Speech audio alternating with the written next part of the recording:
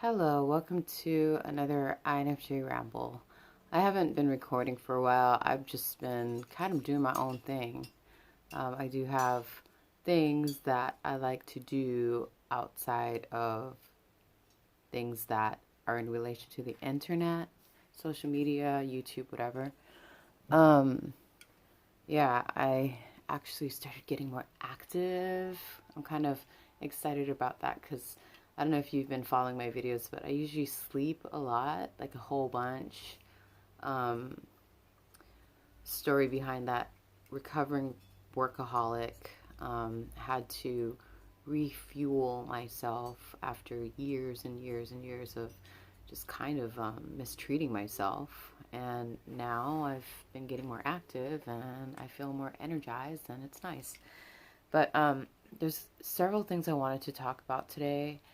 Um, I don't know if they're related topics or if they're completely different, but let's just start off with taking a look at the people that you, I suppose, socialize with regularly.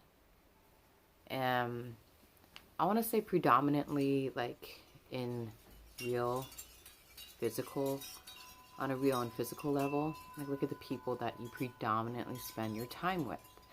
I guess you could like maybe stretch it out to social media, but whatever. Just my whole thing is pay attention, like to the company you keep and the quality of people you have in your life, because it is a direct reflection of who you are and where you're at and what you need to work on within yourself.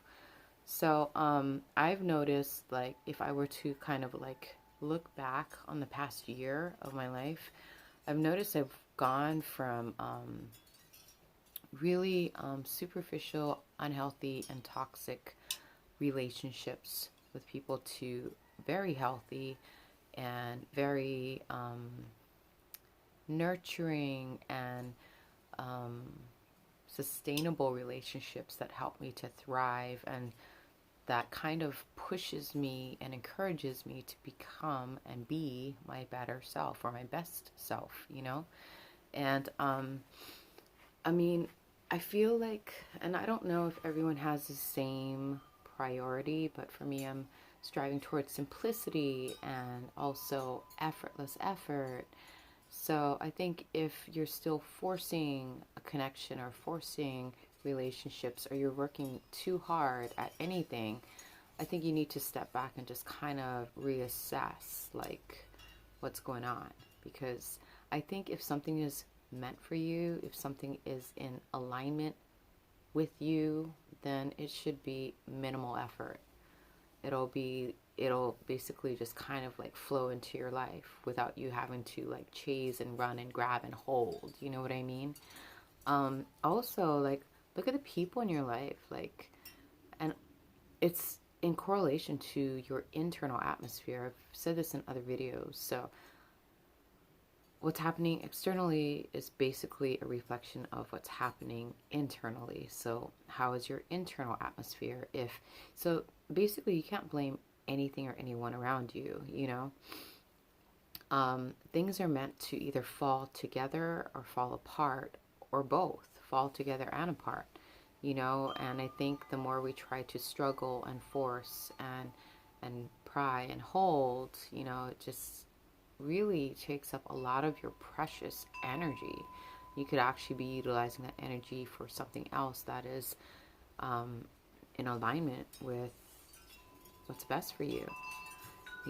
So yeah, I've taken into account a lot of the relationships that are currently playing out in my reality, and I've noticed that like a lot of the people definitely give me more support. They allow me to express myself freely without judgment. They encourage me, in fact, to be more of myself. And if there's any misunderstandings, we talk it out civilly. There's no like passive aggressiveness. There's no silent treatment. We actually can sit down and share our thoughts openly without fear of criticism or fear of being ostracized, and we can actually like work together and collaborate to make things better, make the connection stronger. So yeah, it just depends. And like I said, it depends on where you're at. And you can definitely use what's happening around you and the people that you've attracted into your experience as a gauge to see, where you're blocked, where you're stagnant, where you need to kind of reassess and also remove, bad habits, bad looping cycles, things like that, so that you can proceed forward. And the thing is, I notice like a lot of us, we're afraid of change. We prefer comfort, right? So we have a tendency to just kind of go in a loop, and stay there. And if we want to like progress, we actually have to stop and take a look at what's happening around us, notice that we're going in loops, and then just kind of like push out of that into something else, another sphere, another dimension, another like aspect of life, you know what I mean? Like just kind of like moving through instead of going in a circle. It's kind of like the rat race, right? People are just kind of like going in a circle. Yeah, if you want to like break out of that kind of programming or that kind of structure, you really have to stop and assess. That's why I think self-care and giving yourself the time to process things properly is very important. And I think most people aren't ready for it because it's painful, to sit back and look at your own shit and be really honest about it.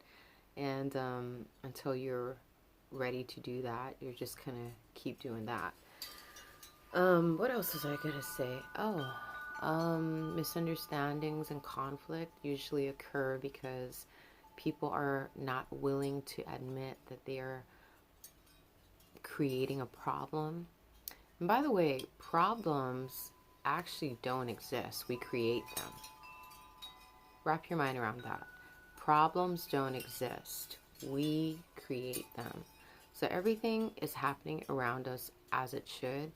It's when we have expectations for it to be different, or pretty much expectations. We expect things to be different. We expect things to be the way we want them to be.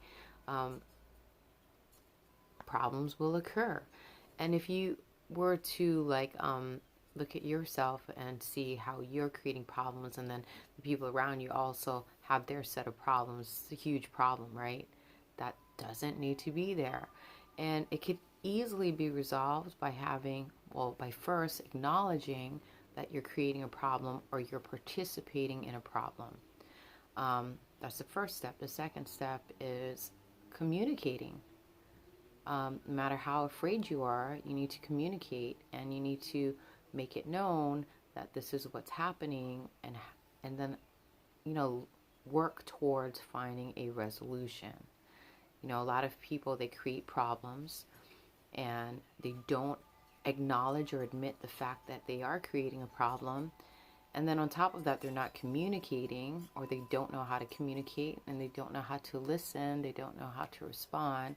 So, that's why we keep almost cycling in the same issue over and over again. It's again another loop. We're just looping things over and over again. You never get anywhere. You just kind of stay stuck, so it takes a lot of courage.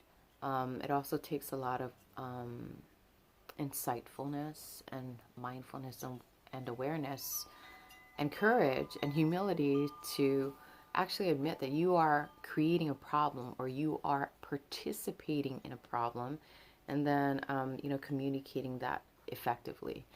And I feel like if people can't I don't know, work it out with you, then they're probably going to work their way out of your experience. That's what's going to happen, or vice versa. You're going to work your way out of their experience, because things either connect or disconnect.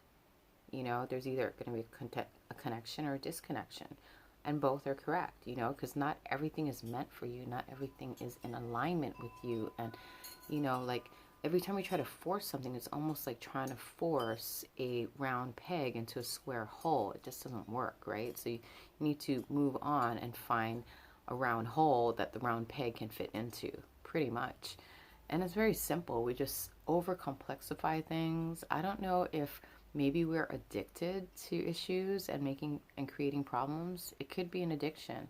It could be a great distraction from actually accessing aspects of life that are not like that. Because there are aspects of life where it's effortless, it feels good, um, you feel a lot more at peace with yourself and a lot more at harmony with yourself and your environment and the people and the things around you.